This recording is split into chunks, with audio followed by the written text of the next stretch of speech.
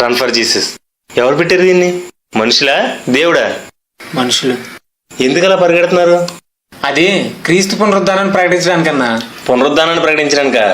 అమ్మాయిలు జీన్లు టీషర్ట్లు వేసుకుని వీధుల్లో పరిగెడతా ప్రకటించాల పునరుద్ధానాన్ని? అమ్మాయిలు అబ్బాయిలు కలిసి రోడ్ల మీద డాన్సులు వేస్తూ ప్రకటించాల పునరుద్ధానాన్ని? బైకుల మీద తిరుగుతూ కేకలు విజిల్స్ వేసుకుంటూ ప్రకటించాల పునరుద్ధానాన్ని?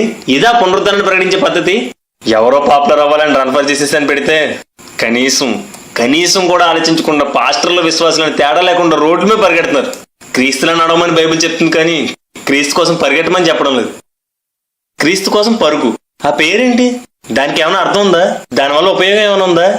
అదో సరదా, అదో ఎంటర్టైన్మెంట్ అంతే. ఇది సంఘం. ఇక్కడ ప్రభునందు సంతోషించడం ఉంటుంది, కానీ పరుగులు పెట్టి సంతోషించడం ఉండదు. ఎవరి సంగతి ఎందుకన్నా, మా యూత్ అంతా కూడా రోడ్ల మీద గోల్ చేస్తూ ఆ రోజున ఎంజాయ్ చేసాం. మేమేం చేస్తున్నాం ఆలోచించలేదు. ఇప్పుడు ఆలోచిస్తుంటే చాలా పెద్ద తప్పు చేసామనిపిస్తుంది.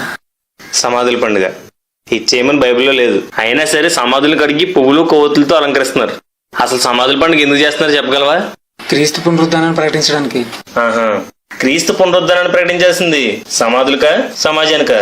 అది క్రీస్తు పునరుత్థానుడు అయినప్పుడు కొందరు స్త్రీలు శిష్యులు సమాధి దగ్గరికి వెళ్ళారు కదా, దాన్ని గుర్తు చేసుకుంటూ మేము కూడా వెళ్తున్నాం. క్రీస్తు 3వ దినాలు వేస్తానని చెప్పినా నమ్మని అవిశ్వాసులే సమాధుల దగ్గరికి వెళ్ళారు. అందుకే ఆ తర్వాత ప్రభు వారి అవిశ్వాసం బట్టి వాళ్ళని గద్దించాడు. నువ్వు విశ్వాసవా అవిశ్వాసవా? నీతిమంతులు జ్ఞాపకం చేసుకోమని బైబిల్ చెప్తుంది కదా, వాళ్ళని జ్ఞాపకం చేసుకోవడానికి అక్కడికి వెళ్తున్నాం. వాళ్ళ కోసం ప్రార్థన కూడా చేస్తున్నాం. చనిపోయిన వారిని జ్ఞాపకం చేసుకోవడానికి సమాధుల దగ్గరికి వెళ్ళాలా? పైగా ఆ రోజు ఎందుకు వెళ్ళాలి?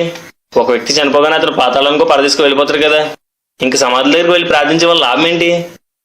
మనుషులు కల్పించుకున్న ప్రతి పద్ధతి వెనకాల కారణాలు ఉంటాయి, సంజయశీలు ఉంటాయి. కానీ అవన్నీ దేవునికి అవసరం లేదు. ఆయన చెప్పిందే చేయాలి. సమాధుల పండుగ అనేది చైనాలోని తైజు అనే విగ్రహాన్ని పూజించే ఫ్లోక్ మతస్థులు జరుపుకునే పండుగ. దాన్ని క్రీస్తు శకం 420లో ఆర్సీఎం వారి సంఘంలోని ప్రవేశపెట్టారు. అన్యులు కనుక ఇలా సమాధులను అలంకరిస్తుంటే వారు సమాధులను ఆరాధిస్తున్నారు అంటూ అభాసిస్తాం. కానీ మనం మాత్రం కొవ్వొత్తులు పువ్వులతో సమాధులను అలంకరించడానికి ఏమాత్రం వెనకాడం. సమాధులను అలంకరించడం అజ్ఞానం, చనిపోయిన వారి కోసం ప్రార్థించడం అవివేకం. సమాధుల పండుగ ఒక అన్ని సాంప్రదాయాల్ని వ్యర్థమైన వాటిని అనుసరించే వారికి తీర్పు తప్పదు. ఏంటి అజ్ఞానం? ఇది తప్పు అని వాక్యానుసారంగా చూపించిన ఒప్పుకోం. ఏంటి మూర్ఖత్వం? నాశనానికి వెళ్ళిపోతున్నాం తెలిసినా మన మార్గాలు మార్చుకోం. ఏంటి గుడితనం? ఎవరికి బైబిల్ అవసరం లేదు. పండుగలు ఆచారాలు కావాలి, సరదాలు సంబరాలు కావాలి, బిరుదులు గుర్తింపులు కావాలి. సంఘం నానాటికి దిగజారిపోతుంటే ఈ పరిస్థితిని మార్చాలన్న భారం కానీ బాధ్యత కానీ ఎవరికీ లేదు.